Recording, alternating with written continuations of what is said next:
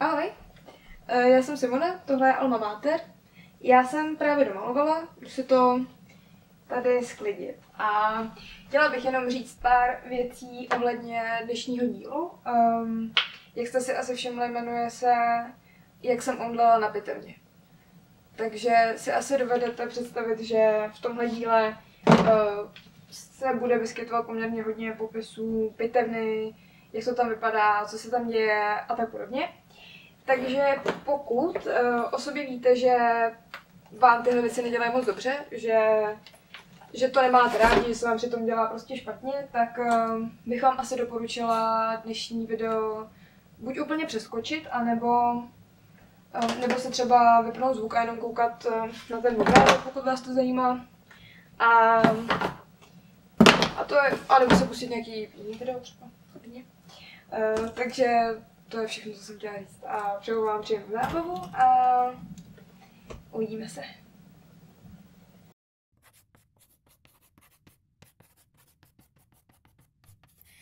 Alma Mater. ANEP výchova mediků v Čechách. Patologie. Jak jsem omdlela na pitevně. Když jsme při prohlídce Albertova na dně otevřených dveří míjeli budovu Ústavu patologie, provázející starší studentka se na chvíli zastavila a povídá. Vidíte tamhle nahoře? Tam má tahle budova rohy. A opravdu vysoko nad štítem modré, skoro podkovovité budovy trčí dva prapodivné tmavé kamenné kužely. Skutečně nepodobné rohům. Patologie se všichni bojí jako čert kříže. Hned po anatomii se považuje za hlavní vyhazovací předmět, kde se láme chleba. Jeho sítem neprojde velká část studentů, která už se do čtvrťáků nepodívá, anebo podívá, ale s ročním zpožděním. Proč to je? Jednoduše proto, že je toho strašně moc. Patologie jako obor má takový úděl, že je širší veřejností tak trochu nepochopena. Není se tedy moc čemu divit, protože zobrazení patologů obecně v popkultuře je zásadně s řeznickou zástěrou vedle mrtvoly. To je ale trochu omyl, protože dnešní patolog by se měl zobrazovat spíš vedle mikroskopu. Tam mu chodí vzorky od pacientů a on pod tím mikroskopem zkoumá, jak vypadají nemoci třeba 100krát zvětšené. Pacienti, kterým vzorky patří, jsou pořád ještě velmi naživu a pokud patolog správně vyřkne diagnózu a zahájí se správná léčba, naživu taky zůstane. Spousta z nás tedy byla za svůj život v péči patologa, jenom o tom nevíme. Je dobré vědět, že existuje také obor soudní lékařství a to je asi ten patolog, kterého si většina lidí představuje. Tento lékař řeší nejasná i násilná úmrtí a spolupracuje s policií. Patologové jsou odborníci na nemoci a tak jsou to na medicíně oni, kdo vyučují mediky základy všech onemocnění. A jsme u toho problému, proč je patologie tak těžká. V prváku a ve druháku jsme se pořád učili, jak věci mají vypadat a jak mají fungovat. Ve třetíku se ale musíte nacpat do hlavy bez nadsázky encyklopedii všech nemocí, co může pacient mít. A to bez nějaké pomůcky, bez nějakých základů. Prostě stavíte na zelené louce. Další roky už se to pak vlastně bude jenom opakovat. Budete mít kožní a tam budete řešit kožní choroby. Budete mít ortopedii a tam budete řešit ortopedické choroby. Ale ve třetíku na patologii tam je to všechno najednou a úplně poprvé. Pitva jako taková je součástí práce patologa, ale rozhodně víc toho soudního. Moje dnešní povídání ale i tak bude z velké části právě o pitvách, protože pro studenty medicíny je to poměrně důležitý a taky potenciálně dost nepříjemný aspekt třetího ročníku. Pitvy na patologii jsou jiné než pitvy na anatomii v prváku. V průběhu dne a noci patologický ústav navštěvuje černý pohřební vůz a přiváží stálou a nikdy nekončící zásobu mrtvých lidí. A to ne mrtvých delší dobu, ale mrtvých pár hodin. Když ráno přicházíte do školy, prší, je lezavo a nejlíp už i tmá, a rozeznáváte obrysy inkriminované dodávky na parkovišti před ústavem, máte skoro jisté, že ten den se podíváte na pitevnu. Myslím, že to byla naše 2. hodina na patologickém ústavu, když náš vyučující ráno v 7 oznámil, že jdeme na pitevnu a že se sejdeme před dveřmi do pitevního traktu. Rychle! Ještě dnes si vzpomínám, jak jsme šli po schodech dolů a každý z toho měl jiný pocit. Někdo se spíš bál, někdo tam vyloženě nechtěl. Já, jakožto dítě odrostlé na brakových hororech z místní knihovny a věřte nevěřte na TV Prima, jsem se samozřejmě na pitevnu těšila. V pitevním traktu projdete hodně dlouhou chodbou. kde už to tak trochu smrdí. Na konci se dáte do skříněk věci a potom si přes svoje oblečení navlíknete takové jednorázové zelené pláště, na hlavu čepičku ze stejného materiálu a na pusu roušku. Teď jste obalení ve spolehlivě neprodyšných materiálech a máte zaručeno, že se vám bude celou dobu dýchat velmi špatně, obzvlášť v létě, když bude teplo. Projdete už jen malou místnostkou, kde jsou umyvadla, a pak už vstoupíte do prvního pitevního sálu. Pitevní sály jsou na Hlavově ústavu vlastně krásné místnosti. Celá budova byla postavena v období okolo roku 1910 a je vidět, že celé řešení budovy je už ze starší doby. Chodby se táhnou do oblouků, stropy jsou vysoké, okna obrovská. Nejinak je tomu v pitevním traktu, který je obrácen okny směrem k Albertovskému kopci se stromy, takže odnikud není vidět dovnitř. Navíc, i kdybyste se snažili, okna jsou zabílená právě kvůli takovým morbidním zvědavcům. Začala naše první pitva. Sanitáři právě přendávali na stůl z chirurgické ocely tělo paní s chronickým typem leukémie, velmi starou, jako věchýtek. Stálo nás tam snad 30, do kruhu okolo toho stolu, v úctivé vzdálenosti od těla. Lékař už se pustil do vnější prohlídky a my všichni jsme na to nevěřícně zírali, jestli ji teď vážně začnou rozřezávat. Sanitář se toho nebál a začal standardním způsobem. Skalpovat a otevřít labku. To se dělá elektrickou pilkou. Klasicky pak pitva probíhá vlastně od hlavy k patě, v úvozovkách.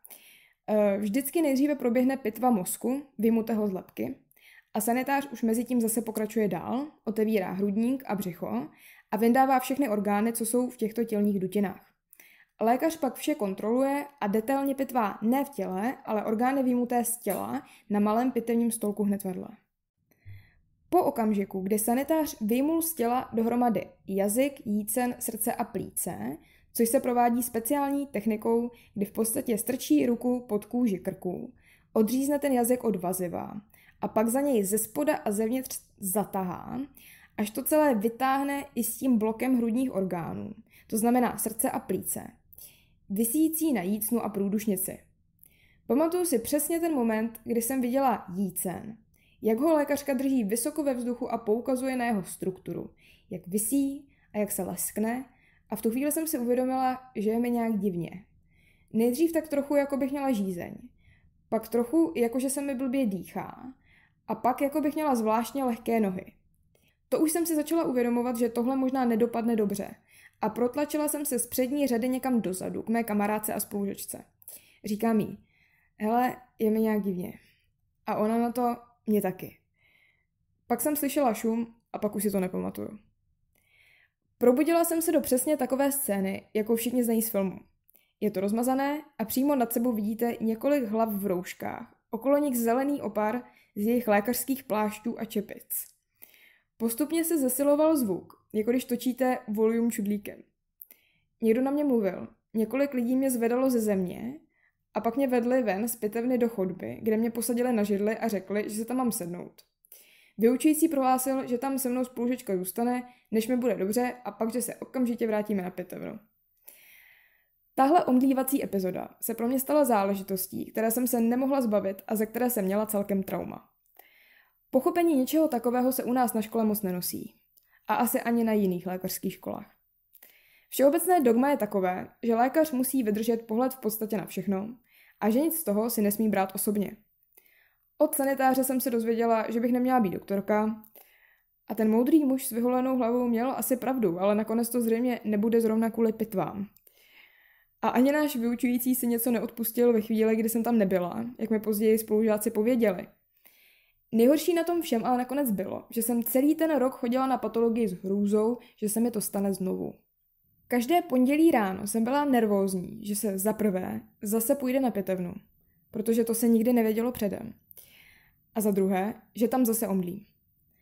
Moje schýza z omdlívání se přenesla i do úplně běžného života, kdy jsem se bála třeba v tramvaji, nebo když jsem někde dlouho stála. Nikdy jsem nebyla omdlívací typ, proto jsem si ten incident nedokázala vysvětlit a měla jsem z něj hrůzu. Tušila jsem, že zatím nebyla žádná aktuální fyzická slabost, jakože bylo brzo ráno, že jsem měla nízký tlak. Ale že zatím bylo něco v mojí hlavě. Přemítala jsem o tom pořád dokola, protože jsem doufala, že když zjistím, proč to je, dokážu to překonat. Nesnášela jsem na pitevně úplně všechno. blýskající se nástroje z chirurgické ocely, skrvavené kachličky, malou ruční sprchu, kterou se oplachovaly orgány, aby na ně bylo hezky vidět, jednorázové pláště a roušky, ve kterých všichni vypadali děsivě, protože jim nebylo vidět do obličeje. Všude přítomný nasládlý pach čerstvých vnitřností. Nešel mi do hlavy ten šílený kontrast toho, co se tam reálně děje, to jest vyvržení orgánů dalšího člověka, stejného jako já nebo vy, s chladným odosobněným vystupováním všech přítomných. Myslela jsem na to, jak ten člověk ještě před pár hodinami s někým mluvil, jaké měl bolesti, že ho někdo měl rád. A on tam teď leží na stole. Jeho orgány jsou venku a my se na ně díváme. A jeho tělo už je jenom schránka. Zářivě červené svaly a zářivě žlutý tuk. Žebra trčící, jako když je prase na porážce. Nedokázala jsem se s tím nějak srovnat. Brutalita té scenérie pro mě byla k nesnesení. Ovlivnilo to celý můj náhled na učení se patologie. Všechny neznámé pojmy jako všelijaké záněty, tumory, krvácení, které jsme nikdy neslyšeli a museli se je naučit, ještě umocňovaly moje nepříjemné pocity. Všechno pro mě znamenalo nemoc, smrt a přišlo mi hnusné se tím zabývat. Při mých nekonečných úvahách o mém strachu z pitev jsem přemítala nad vším možným. Nad smrtí. Co pro mě smrt znamená, co je člověk a co už je jen tělo, co je osobní a co je chladně vědecké. Po letech jsem se možná nakonec dobrala k určitým závěrům a asi mi paradoxně hodně pomohlo to, že jsem, světe div se, sama na patologii chvíli pracovala. Byla to ale o hodně jiná situace. Potom, co jsem absolvovala celou školu, jsem měla v hlavě určitý obrázek o chorobách, o tom, co znamenají, o tom, jak vznikají, jak se léčí, na co se umírá. S tímhle vším v hlavě k člověku na pitevním stole přistoupíte jinak. Chcete si objasnit problém. Máte jasně daný úkol a postup. Nejste jako někde v kině, kde se koukáte na bizarní krvák a ještě k tomu v cizím jazyce. Vyučující obecně na medicíně, ale samozřejmě hlavně na patologii, se honosí, jak jsou pitvy elementární součástí výuky, kde se toho student nejvíc naučí. A přítomnost studentů na pitevně je pro všechny bez výjimky absolutně povinná. Zřejmě zabírá stará známá poučka, že člověk se zapamatuje z názorné ukázky několikanásobně víc, než z pouhého čtení nebo z výkladu. Bohužel už zřejmě nikomu nedochází, že když názorně ukazujete 30 lidem v jedné místnosti ze 2 metrů něco, co má sotva centimetr, a o čem v teorii zatím neví vůbec nic, je ta slavná názorná ukázka trochu k ničemu. Zdaleka ne všichni vyučující taky umí dobře vykládat a vysvětlovat po lopatě. Zažila jsem asi 2krát výuku na pitevně, která mi přišla přínosná. Pokaždé to bylo s důkladným probráním celého případu daného zemřelého a jeho nemoci od začátku všech jeho komplikací a pak zkoumání postižených orgánů přímo na vlastní ruce a oči v malých skupinkách. Rozhodně to nebylo statické zírání hodinu v kuse na řeznickou práci s nesouvislým výkladem v extrémně odborných termínech, které už máme dávno vědět, a příležitostné střílení záludných dotazů, na které jsme skoro nikdo neznali odpověď. Možná měli ostatní kroužky jinou zkušenost, ale lehce o tom pochybuju, protože jsem zaprvé opravdu nikdy nikoho neslyšela chválit si patologické pitvy. A naopak vždycky, když se téma otevřelo, postupně začalo ze spolužáků vypadávat, že se většině dělalo celkem zle a vlastně z toho moc neměli. Nebyla šance navázat při té výuce nějaký kontakt, udělat to interaktivní, zapojit se a třeba si i zkusit pitvat, protože nás bylo prostě moc. Rozebírám to tady, protože můžu, a protože to pro mě ve třeťáku byl velký problém. Všichni to o mě věděli, protože jsem byla ten člověk, co sebou seknul na první pitvě. Ale vsadila bych se, že bylo mnoho dalších lidí, kterým z toho nebylo vůbec dobře. Taky mi přijde nefér, když se mezi vyučujícími povídá, a vím, že se to povídá, protože jsem to sama slyšela, že medici jsou líní a chtějí se ulejt z výuky, když se nenápadně vytrácí před vstupem na pitevnu, k čemu se někteří uchylovali, protože nebylo možné se pitvě jinak vyhnout. Pořád dokola se omílalo kontrolování docházky. Podle mě to je velké nepochopení studentů a jen se slepě zabraňuje následků bez řešení příčiny problému. Když studenti nemají kontext, nevidí na to a nemůžou si v klidu individuálně sami vyzkoušet, o co vlastně jde, nabízí se otázka, jestli má smysl trávit pitevnou tolik času na praktických cvičeních. Tento čas by se dal určitě lépe využít na probrání a vysvětlení enormního množství látky, kterou se všichni nakonec musí naučit. A něco mi říká, že z takových praktik by náš líný student neutíkal.